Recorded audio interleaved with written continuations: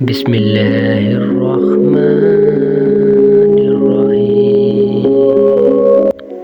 شروع اللہ کے نام سے جو بڑا مہربان اور نہایت رحم والا ہے۔ اللہ کا رنگ اختیار کرو، اور اللہ تعالیٰ سے اچھا رنگ کس کا ہوگا؟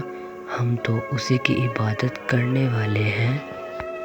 تم اس سے تعلق بنائے رکھو، وہ تمہیں کبھی گرنے نہیں دے گا، کیونکہ وہ جانتا ہے تم اپنے اندر ہی اندر کتنی جنگیں لڑ رہے ہو۔ وہ تمہاری ہر چھوٹی چھوٹی سی تکلیف سے بھی واقف ہے، جو تم نے اس کے علاوہ کبھی کسی کو نہیں بتائی۔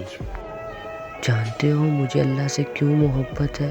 کیونکہ میں گنہگار ہوں، اور وہ پھر بھی مجھے دینے سے نہیں تھکتا۔ میں تھوڑا سا رو لوں، تھوڑا صبر کر لوں، وہ انہیں ضائع نہیں ہونے دیتا۔ وہ قبول کر لیتا ہے، میں جتنا بڑا گناہ کر لوں، وہ میری معافی پہ مجھے معاف بھی کر دیتا ہے، اور میں نے صرف اور صرف اللہ کو اپنا بنایا۔ جب دلوں سے انسان نکلتے ہیں تو پتہ چلتا ہے کہ ان کی تو ضرورت ہی نہیں تھی، ضرورت تو اللہ کی تھی، جو ہمیشہ سے تھا اور رہے گا۔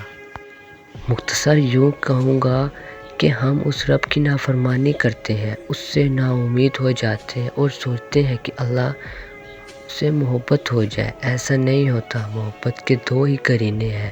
ادب پہلا قرینہ ہے محبت کے قرینوں میں، اور جانتے ہو ادب کسے کہتے ہیں؟ جس سے محبت کی جائے، اس کی ہر بات کا احترام کیا جائے، اس کا ہر حکم بجا لایا جائے۔ وفا دوسرا قرینہ ہے محبت کے قرینوں میں، کہ جس سے محبت کی جائے اس کے ساتھ کسی کو شریک نہ ٹھہرایا جائے، کیونکہ جہاں ادب ہوتا ہے وہاں نافرمانی جنم نہیں لیتی، اور جہاں وفا آ جائے وہاں محبوب کے سوا کسی کی طلب نہیں رہتی۔ ادب کرنا سیکھ لو تو سب سمجھ لو رب سے محبت ہو گئی، وفا کرنا سیکھ لو تو سمجھ لو کہ رب مل گیا۔ اللہ ہے نا، سب دیکھ رہا ہے، جو یہاں تک لے کر آیا ہے اس اللہ نے آگے بھی سب بہتر بلکہ بہترین سوچا ہوگا۔ تم بس یقین رکھو اور انتظار کرو۔ یہ جو اللہ والے ہوتے ہیں نا، یہ دلوں میں میل رکھ کر بات نہیں کرتے، بلکہ یہ دلوں میں اللہ کا خوف رکھ کر بات کرتے ہیں، اس لیے ان کی باتوں میں تاثیر ہوتی ہے، جو سیدھا دل پر اثر کرتی ہے۔ اللہ معاف کرتا ہے، ہم انسان معاف نہیں کرتے۔ یہ سارے گڑھے جس میں ہم گرے ہوئے ہیں، یہ اللہ نے نہیں کھودے، ہمارے کھودے ہوئے ہیں۔ اللہ تو عیب پر پردہ ڈالنے والا، بخشنے والا ہے۔ اس کی سب سے بڑی صفت ہی بندے سے اس کی محبت ہے۔ جب تک انسان ٹوٹتا نہیں ہے اس میں عاجزی نہیں آتی۔ دل میں نور تبھی آتا ہے جب وہ ٹوٹتا ہے۔ جب انسان ٹھکرایا جاتا ہے تب بھی وہ اپنے رب کی طرف متوجہ ہوتا ہے، اور بہت خوش نصیب ہوتے ہیں وہ لوگ جو ٹوٹ کر اپنے رب سے جڑ جاتے ہیں، اور ان کے دلوں کو میرا اللہ پاک اپنی محبت عطا کر دیتا ہے، پھر وہ دنیا سے بے نیاز ہو جاتا ہے۔